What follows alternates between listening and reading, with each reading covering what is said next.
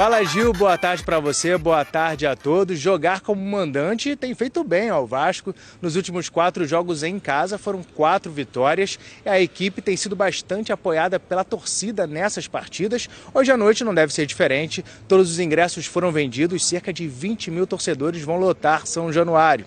Em 17º lugar, com 26 pontos, o Vasco está na luta para sair da zona de rebaixamento e para enfrentar o São Paulo, esse é o provável time com Léo Jardim no gol, Pumita, Maicon no lugar do Medel suspenso, Léo, Lucas Piton, Zé Gabriel, Praxedes, Paulinho, Marlon Gomes ou Paier. E na frente ali, Gabriel Peck e Verratti, o artilheiro da equipe no Brasileirão com 7 gols. É isso, Gil. Essas foram as informações do Vasco, que enfrenta o São Paulo hoje à noite às 6h30. Até a próxima. São Paulo, o Vasco que vem daquela derrota dolorida também para o Santos, e é aquele momento em que precisa mostrar para o torcedor, olha, foi apenas um erro de percurso, até porque se não começar a fazer isso, nem mostrar isso, o negócio se complica, volta a se complicar. André Kfouri, você acredita que isso pode acontecer e que foi um erro de percurso? Eu não sei, acho que não dá para a gente saber, Marcela, se foi um erro de percurso. Eu acho que é a dificuldade do Campeonato Brasileiro e a dificuldade ainda maior nessa parte da tabela em que está todo mundo tentando ficar vivo para o ano que vem. E as coisas, às vezes, acontecem sem muita lógica, né? Havia lógica na recuperação do Vasco. A gente viu uma equipe jogando cada vez melhor, adquirindo personalidade, potencial de decisão, jogadores se destacando individualmente, chamando a responsabilidade, encorpando o time. A gente enxergava o Vasco no caminho. O Santos, a gente não via isso. E, de repente, aconteceu um resultado como esse na rodada passada. E aí é o momento para o Vasco, o Santos precisa continuar nisso, é óbvio, mas para o Vasco é o momento da retomada, para que a confiança não sofra um abalo, a torcida continue fazendo parte do dia a dia e o Vasco continue conseguindo esses pontos que, tomara, o livrem do rebaixamento. Esse jogo com o São Paulo seria em Brasília, porque São Januário estava interditado, o Vasco não podia jogar no seu estádio.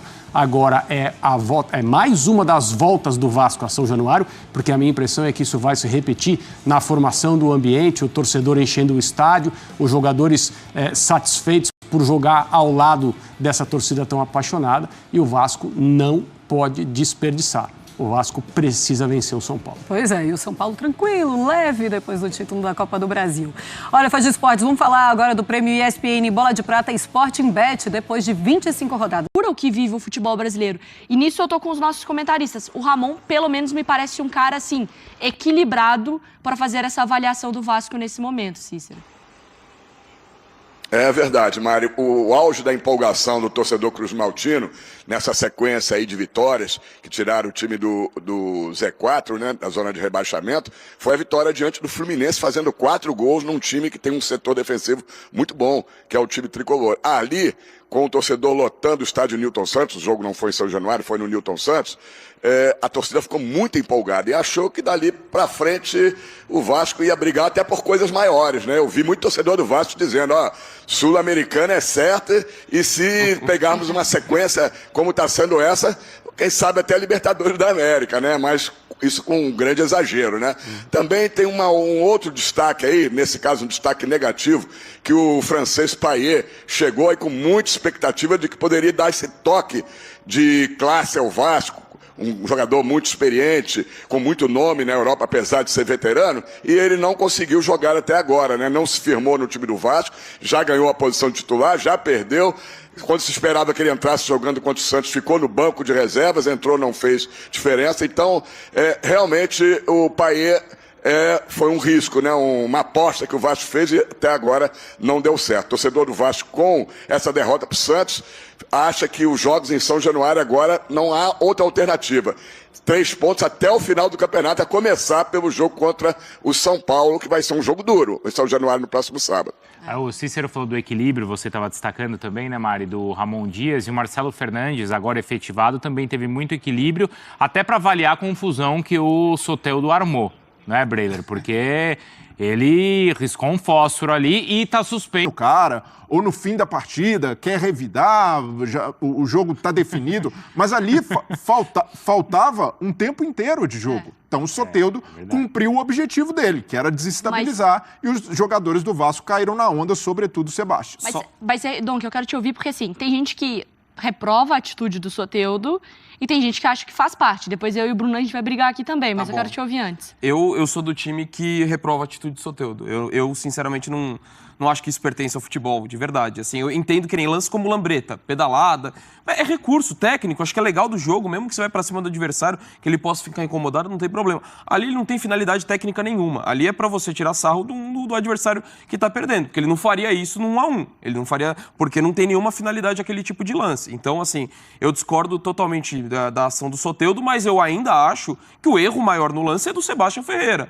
Porque ainda que ele faz essa provocação, nada justifica o cara ir pra cima. Eu só discordo de um ponto que você colocou, é que o Soteldo, pra mim, ele não cumpriu o objetivo dele. Porque ele causou um problema enorme pro Santos. Porque a atitude dele amarelou ele, expulsou o Lucas Lima para um clássico contra o Palmeiras, os dois jogadores criativos. Eu entendo que ele causou o que ele queria na partida, mas pensando a longo prazo, foi muito pior o que ele fez. Então, assim, eu reprovo a atitude ali do Soteldo. Eu entendo que é uma forma de ver o futebol, é muito complexo você tentar analisar dentro da regra isso. Eu entendo que tem pontos de vista diferentes.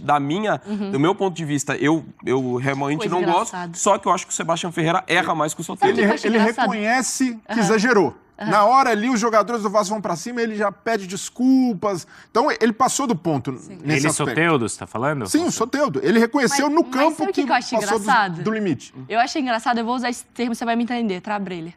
Engraçado que os dois lacradores aqui, Mariana e Breler, os mimizentos, são os que estão... Partidas ruins do Vasco destacam mais uma vez a regularidade de meia. Se inscreva, ative as notificações, vamos te contar que jogador é esse que tem mostrado uma regularidade acima do normal no Vasco. Mesmo nos jogos ruins ou que o Vasco não tem conseguido resultado positivo na partida, uma coisa tem ficado muito clara para o torcedor vascaíno que gosta de acompanhar os jogadores com desempenhos em destaque individual. Paulinho é o jogador mais regular deste meio-campo do Vasco. Atualmente é ele quem tem desempenhado o melhor futebol, principalmente quando os outros companheiros que jogam um pouco mais ao lado dele apresentam uma oscilação em campo. O jogador tem sido assim o atleta bem mais regular do Vasco que tem atuado nesses últimos jogos. Mesmo com o Vasco jogando mal, ele tem sim conseguido desempenhar um bom futebol. E assim, em todo o meu entendimento, Paulinho tem sido sim o melhor meio de campo do Vasco desde a chegada de Ramon Dias. Praxedes até que teve um início bacana, mas caiu bastante de rendimento nesses últimos jogos e pouco tem aparecido. Você concorda com isso? Comente aqui abaixo a sua opinião, se inscreva, deixe sua curtida e até um novo vídeo.